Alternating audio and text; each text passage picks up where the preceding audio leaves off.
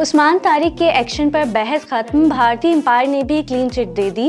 पाक भारत टाकरे से कबल पाकिस्तानी स्पिनर उस्मान तारिक के बॉलिंग एक्शन पर जारी बहस को इस वक्त नया रुख मिला, जब भारतीय इंटरनेशनल अंपायर अनिल चौधरी ने भी इनका एक्शन दुरुस्त करार दे दिया। इससे पहले साबिक भारतीय क्रिकेटर रविचंद्रन अश्विन भी कह चुके हैं कि आईसीसी कवानीन के मुताबिक 15 डिग्री तक बाजू का खम कानूनी है और उस्मान का एक्शन बज़ाहिर लीगल है।